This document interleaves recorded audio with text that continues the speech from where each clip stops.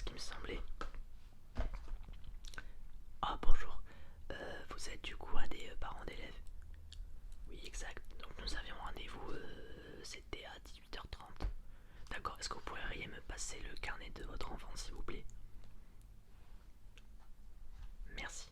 Voilà, alors je vais tout de suite vérifier si c'était bien votre rendez-vous, puisque comme vous le savez, dans l'établissement, nous avons un...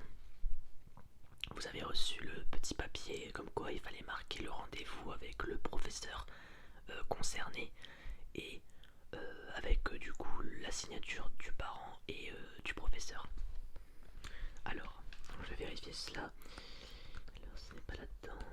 Non, ce n'est pas là. Elle est là la feuille. Alors, donc, avec moi, donc professeur. D'accord. Donc, c'est bien vous. Nous avions bien rendez-vous à 18h30. Et donc, je vois que vous m'avez ramené le carnet de correspondance de votre enfant. Donc, je vous rappelle que du coup, nous sommes en terminale. Donc nous sommes au lycée en terminale et c'est une phase très importante vis-à-vis du baccalauréat et des études supérieures, bien évidemment. C'est pourquoi il est très important de travailler durant cette année scolaire et durant toutes les autres années scolaires, bien évidemment. Donc si je suis là aujourd'hui avec vous, c'est pour tout simplement parler avec vous de la situation de votre enfant. Donc il se trouve dans la classe de terminale générale 2. Voilà. Donc je suis son prof principal, hein, je suis le prof d'histoire géo. Voilà.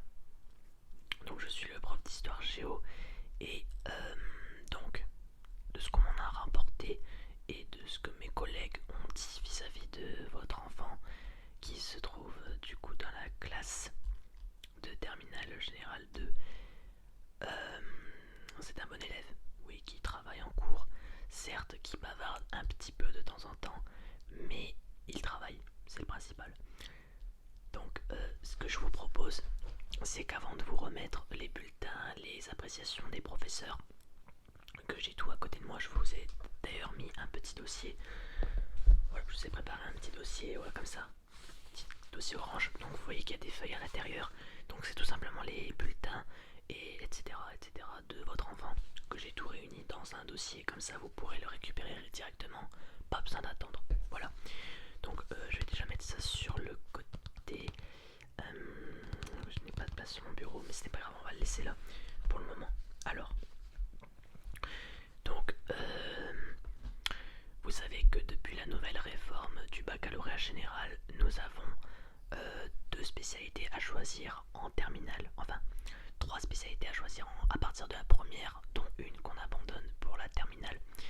Et dans cette classe, il y a énormément de spécialités LLCE, donc langue, littérature et culture étrangère et mathématiques. Voilà, j'ai remarqué qu'il y avait beaucoup d'élèves dans cette classe qui aiment les maths et l'anglais, et voilà, ça fait plaisir.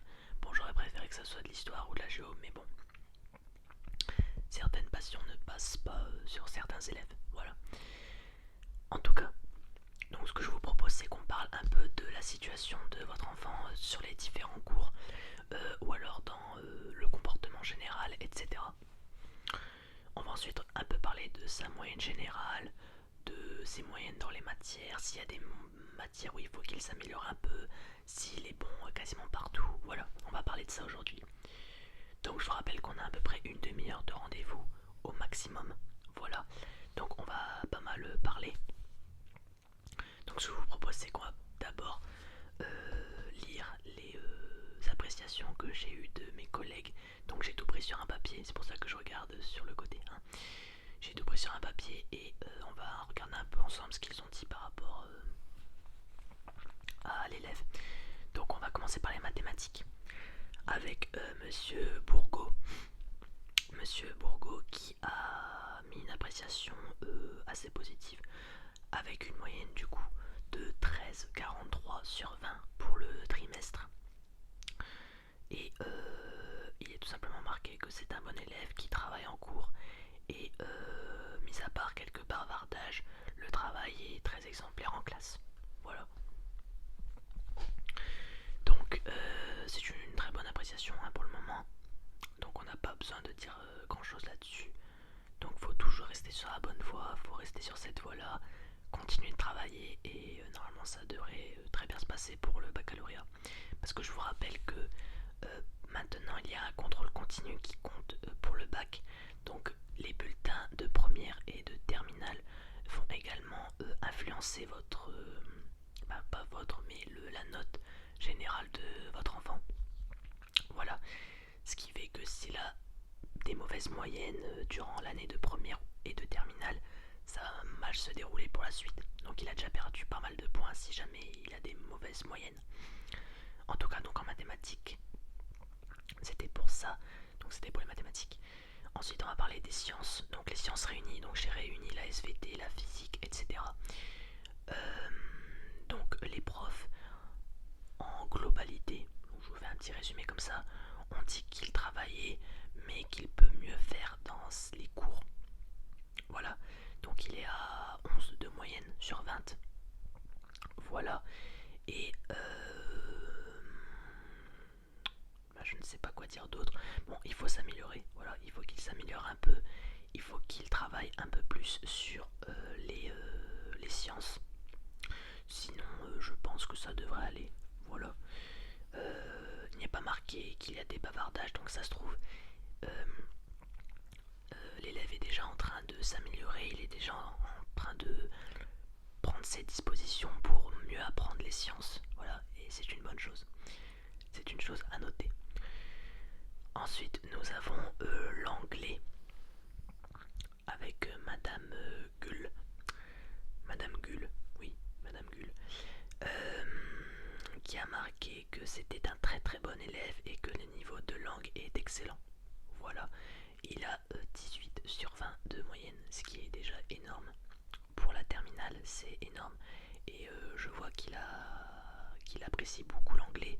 Bon, d'ailleurs, ça m'étonne pas qu'une de ces deux spécialités soit concentrée sur l'anglais. Hein, c'est tout à fait normal et logique. Ensuite, nous avons. Donc, ça, c'était pour l'anglais en normal, cours normal, on va dire. Ensuite, nous avons l'histoire géo, donc ça, c'est moi. Donc, je lui ai tout simplement marqué que c'était un très bon élève qui s'investissait en cours, que les leçons sont apprises, que les interros, lors des interros, c'est de très bonnes notes. Donc, le cours est appris en globalité. Et voilà, tout simplement. Donc, c'est une très bonne chose. Il faut continuer sur cette voie. Sur cette voie. Et normalement, tout devrait bien se passer pour le prochain trimestre. Voilà. Ensuite, nous avons donc pour la langue vivante 2, il s'agit de l'espagnol. Sur ce coup-là, la professeure a marqué qu'il fallait un peu plus s'investir comme un peu pour les sciences, mais que elle voit que l'élève essaye de faire des efforts. Il est à 12,5 de moyenne sur 20 pour ce trimestre.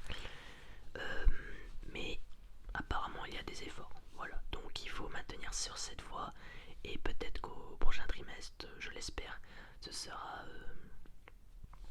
une moyenne supérieure à au moins 13,5 à peu près. Donc il nous reste 2, 3, 3. Il nous reste 3 matières à parler. Il nous reste EPS, donc le sport, la philosophie et la LSE, donc la deuxième spécialité que votre enfant a choisi. Voilà. Alors on va commencer par la spécialité parce que c'est pour moi qui me semble le plus important. Donc il a 17,5 de moyenne sur 20. Voilà. Il est à 17,5 de moyenne. Donc c'est un très bon niveau. Après ça peut se comprendre vu que il a une très bonne moyenne. L'élève a une très bonne moyenne en anglais en cours normal. Donc c'est totalement compréhensible que la moyenne soit aussi haute pour la spécialité. Voilà, donc je ne suis pas du tout étonné. Et pareil, il faut continuer sur cette voie, il faut continuer de travailler et tout devrait bien se passer. Voilà. Ensuite, on va parler du sport, donc le PS. Là, on a une moyenne de 15 sur 20, voilà. Et apparemment, il s'investit en cours, il respecte les consignes, range le matériel quand il y en a besoin. Voilà, donc pas besoin d'en dire plus. Voilà. Et pour la dernière matière, il s'agissait du coup de la philosophie. Là, c'était un peu plus compliqué, on est à 9 de moyenne sur 20. C'est la seule moyenne qui se trouve en dessous du coup de 10 sur 20, donc en dessous de la moyenne. Donc le prof a tout simplement marqué qu'il y a un manque d'effort et qu'il ne faut pas se décourager et continuer à apprendre les leçons et à développer sa connaissance personnelle. Voilà, tout simplement. Voilà, donc là, pas grand chose à dire, mis à part de continuer à apprendre ses leçons, continuer à faire des efforts pour, pour faire en sorte que les cours soient plus compréhensibles et plus faciles à apprendre. Voilà, donc il n'y a pas grand chose à dire. Voilà, donc on a terminé sur cette partie de appréciation des professeurs. Alors là, tout simplement, ce que je peux vous proposer, c'est de parler un peu de... attendez, parce que je déplie juste ma feuille de rendez-vous avant de continuer. Quelque chose. D'accord. Oui, ok, c'est bon. Je voulais juste vérifier quelque chose. Parce que nous, oui, vous savez, nous les professeurs, lorsque nous avons les réunions de parents d'élèves, ça peut durer jusqu'à au moins 21h, ce qui peut paraître très très long. Et c'est très long d'ailleurs. Mais bon, on n'a pas trop le choix. Oui, je voulais vous parler avant de me donner mon avis global de votre élève sur ce qu'il a fait depuis le début de l'année. On va parler un peu de protocole sanitaire. Oui, encore du Covid, oui, je le sais très bien que tout le monde en a marre, y compris les professeurs.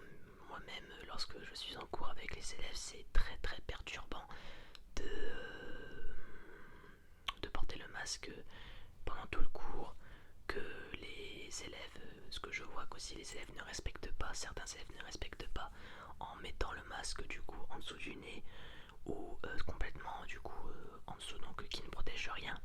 Mais bon voilà, c'est vrai que ça peut paraître très énervant ce protocole, mais bon c'est comme ça, on ne peut rien y faire, c'est le gouvernement qui a décidé et voilà. Donc vis-à-vis de ça, je tiens à lui rappeler, donc à votre élève, à votre enfant, excusez-moi, à votre élève, à votre enfant, donc dès que vous rentrez chez vous, je vous conseille de lui rappeler quand même le protocole sanitaire, même si je sais que c'est un élève qui travaille, qui respecte les consignes, mais il faut quand même lui rappeler, on ne sait jamais, hein, voilà. Qu'est-ce que je peux vous dire d'autre vis-à-vis de ce protocole sanitaire? Oui, qu'il ne faut pas oublier de se laver les mains, de porter son masque, respecter la distanciation, même à la cantine, hein, voilà, à la cantine aussi, il faut essayer de respecter un maximum les distances, même si ça peut paraître très compliqué. Voilà, en tout cas, je n'ai pas à me plaindre de votre enfant vis-à-vis de son comportement général. C'est un élève qui travaille, clairement il travaille, très bonne attitude en cours globalement, même s'il bavarde quelquefois avec ses copains et ses copines, hein, voilà. Euh, également, qu'est-ce que je peux vous dire d'autre? D'ailleurs, est-ce que vous avez des questions? Voilà, j'ai oublié de penser à vous, j'ai parlé pendant beaucoup de temps, mais est-ce que vous avez des questions? N'hésitez pas à me dire. Non, vous n'avez pas de questions sur des, euh, des problèmes avec des professeurs par exemple, ou si vous avez déjà entendu qu'il y avait ou si vous avez également des envies que quelque chose change dans l'établissement. Oui, et ça serait quoi? D'accord, bon, c'est un problème qui revient souvent avec les parents d'élèves. Malheureusement, c'est quelque chose d'assez compliqué pour nous à gérer.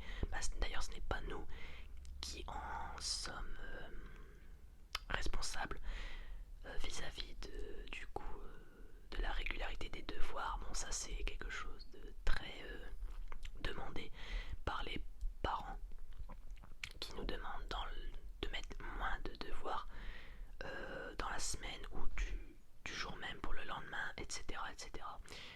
Mais ça, il faut voir ça avec le chef d'établissement, car ce n'est pas nous qui décidons de cela. C'est vrai que certains de mes collègues ont un peu la fâcheuse, je vais dire la fâcheuse habitude à mettre énormément de devoirs à leurs élèves. Personnellement, ce n'est pas mon cas. Si vous avez suivi un peu le travail de votre enfant durant le trimestre, je ne mets qu'un devoir par semaine. Mais ce n'est jamais pour le lendemain, puisque selon moi, il faut quand même se reposer en soirée. Et c'est pour ça que je donne au moins 2 jours de délai pour faire le devoir. Que ça soit par exemple une carte en géographie, une frise chronologique en histoire géo, en histoire. Voilà, répondre à des questions sur un document, etc. etc. Quel que soit le devoir, je laisse au moins 2 jours à mes élèves pour qu'ils aient le temps de faire leur travail, tout simplement.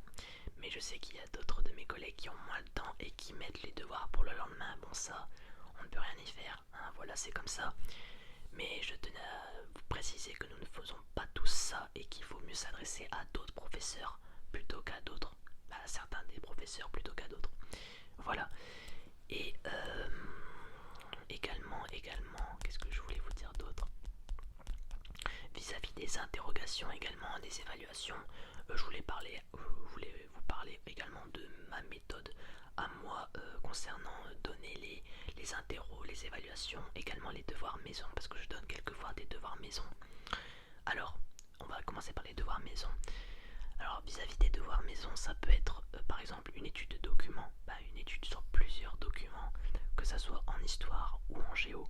Voilà. Donc actuellement, nous sommes en train de travailler avec la classe sur la Seconde Guerre mondiale. Voilà. Donc il se peut que durant les prochaines vacances scolaires, je leur renvoie un fichier. Si jamais je n'ai pas le temps de leur donner en main propre en classe, je peux leur envoyer sur directement le site internet du lycée et leur donner du travail pendant les vacances. Sauf que ce type de devoir, je ne le donne qu'une semaine, qu'une vacance scolaire sur 2. C'est-à-dire que par exemple, je n'ai pas donné de devoir durant les vacances de Noël, mais je vais en donner durant les vacances de février. Voilà, pour que les élèves soient quand même un peu habitués au travail, parce que c'est vrai que ils ne travaillent, ils ont énormément de travail déjà en cours avec moi. Je leur demande de prendre des notes, de coller des photos, des documents, etc., des feuilles, mais ils le prennent en note le cours, normalement, je l'espère. Mais du coup, c'est pour ça que je leur donne moins de devoirs à la maison. Mais durant les vacances, vu qu'il n'y a pas les cours, je me dis que voilà, quelques devoirs par-ci par-là, ça fera pas de mal. Donc vis-à-vis des devoirs maison, je leur donne ça, donc ils ont 2 semaines pour le faire, ce qui est déjà énorme. Voilà, donc comme ça leur fait un peu d'occupation, on va dire, durant les vacances. Même si je sais qu'ils ont d'autres choses à faire, bien évidemment. Et donc concernant les évaluations, alors si c'est un DS, donc si c'est un devoir surveillé sur un chapitre entier, je leur donne 2 semaines pour réviser les leçons, les documents, les textes, les questions qu'on a vues et corrigées, etc. Maintenant, si c'est une interro sur une plus courte leçon avec du coup moins de choses à retenir, moins de dates, etc., je leur donne 1 semaine de révision. Voilà, donc ça c'est ma méthode personnelle. Si jamais vous avez d'autres rendez-vous avec des professeurs, n'hésitez pas à leur demander leur méthode d'interro, d'évaluation, etc. D'ailleurs, est-ce que vous avez déjà vu un de mes collègues? Oui, vous avez vu quel prof? Prof de mathématiques, d'accord. Parce que c'est vrai que les mathématiques également, bon je sais que ce n'est pas ma matière, mais je veux quand même en parler un peu avec vous, vu que je suis prof principal de la classe avant tout. Certains de mes élèves m'ont demandé d'aller voir du coup le prof de mathématiques pour lui demander de réduire la jauge d'interrogation écrite, puisque apparemment ils en font une au moins toutes les semaines ou toutes les 2 semaines à peu près, ce qui est quand même énorme, on va pas se mentir, hein, il est quand même la jauge est quand même assez conséquente. Mais donc j'ai tenté de le raisonner, mais malheureusement rien n'a changé. Voilà. Donc c'est pour ça qu'il ne faut pas hésiter à aller voir directement le professeur quand on est parent d'élève. Comme ça peut peut-être influencer si des parents se plaignent beaucoup vis-à-vis de ce problème des interrogations écrites. Peut-être que le professeur de mathématiques se remettra en question, on va dire à peu près ça. Il se remettra un peu en question pour revoir sa méthode de jauge des interrogations écrites. Voilà, tout simplement. Alors personnellement, je n'ai rien d'autre à vous dire. Donc je vous remets sans plus attendre votre carnet, donc le carnet de correspondance de votre enfant. Voilà. Et également, donc j'ai d'autres choses à vous remettre. Alors ça, ce n'est pas pour vous, ça non plus. C'est pour des autres élèves. Donc ça c'est pour vous également. Donc là j'ai le dossier du coup avec moi où il y a normalement tous les bulletins et les appréciations des professeurs. Voilà. Et vous avez également un document à signer pour la semaine prochaine. Je ne vous dis pas de quoi ça parle, vous n'aurez qu'à le lire. Voilà, avec votre enfant. Voilà. Et donc voilà, je n'ai rien d'autre à vous dire. Voilà. Hop, donc je vous donne ça. Ok. Voilà. Et du coup, est-ce que vous avez des questions avant de finir ce rendez-vous? Non, vous n'avez pas de questions. D'accord. Et ben personnellement, c'est tout bon pour moi. Je vous laisse repartir vers la sortie, donc c'est par là. Et je vous souhaite du coup une très bonne fin de soirée et à bientôt.